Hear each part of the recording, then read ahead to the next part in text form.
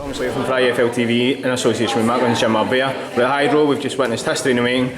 With me, we've got Ricky Burns, three-weight world champion, Scotland's first, Britain's third, lightweight world champion. I don't know how else to introduce you. How are you feeling? I don't know what to say. Joe, big thanks to everybody. Obviously, it's come down here tonight. What an atmosphere out there.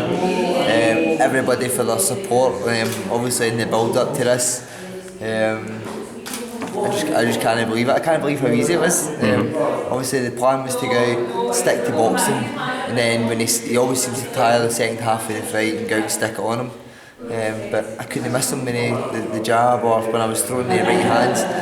Things have started coming together now. Obviously, I've been with Tony for just nearly 2 years now, I think.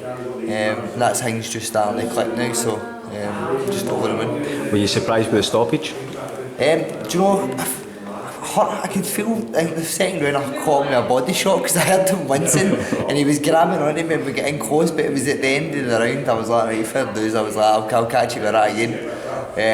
But I couldn't see me when I was keep throwing the right hands when they were straight. I just couldn't miss him, and I could see a few times he was wobbled. So the plan Tony was saying, just do what you're doing. He's like, you tire this guy out. So when it gets to the last few rounds, we'll go out and set about him because that was the plan. He went for the tyres. Yep. But we didn't even get into the second phase because I couldn't miss him when I was keeping it along. Were you aware that the referee, before the referee counted to 10, they had the towel ready to put in anyway, so the corner were going to stop the fight? Do you know, I knew he was taking a lot of clean shots. When he was, you could see that he was quite flat-footed. Tony had been working on that. We knew that if I get my shots off, step back, because he was just looking for the big swings all the time. But like I say, we couldn't believe how easy it was. So we're just going to enjoy the moment now. But like I said, there's some get a holiday next week. There's some big fights out there that we can sit down and obviously discuss. 100%. See, if you had your first choice, who would that be? I'd like to come back to Scotland. Obviously the support up here is unbelievable. I said before it, whenever the big fights are here, and they showed tonight why we have to come back here. The atmosphere was unbelievable, and obviously Michael Buffer here as well. That's a bonus. You can't get any better than that. You know it's serious when Buffer's in town. But I said I don't really. I'm not really fussed, obviously, what way we go.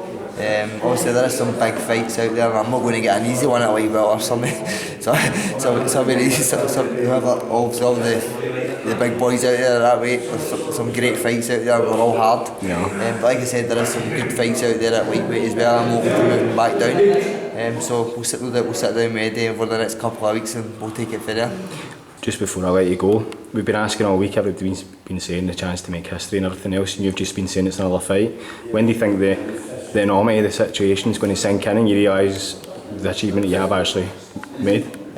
Probably when I stop boxing.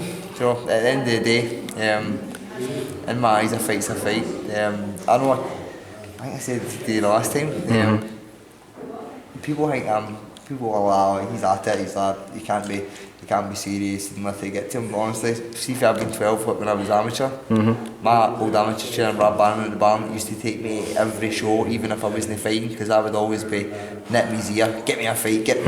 So I used to go to him, and if somebody pulled out or if somebody didn't make the weight or not turn, I would fight them, and I used to give away weight. He had permission for me to say I would fight anybody at all. Honestly, it never used to bother me, and that's my attitude now. I mean, I'm not one of these fighters that's afraid to lose, because I'm not. Obviously, I just love fighting. Obviously, it's not nice to get beat. Of course. But like I said, I would fight. If it comes to it, I will fight. We put the big names out there, so we'll wait and see what happens. And finally this time, was there any point during the last couple of years when you thought this is just not going to come together, this just isn't going to happen? Nah, not at all, because in the gym, things had been, when we were sparring and training, I was always getting it 100%. It would be different if I wasn't wanting, if it would be different if I was doing it, if I was training I didn't want to do it, or if I was thinking to myself, is this what I want to be doing? But it was the thoughts were never ever there. Obviously when sparring in the build up to this, and even sparring the fights in that, I always wanted to do it, but I knew that I had more to give, and I think I showed that tonight, hopefully. Ricky, once again, congratulations. Go and enjoy your chicken nuggets. Thanks so much. Cheers.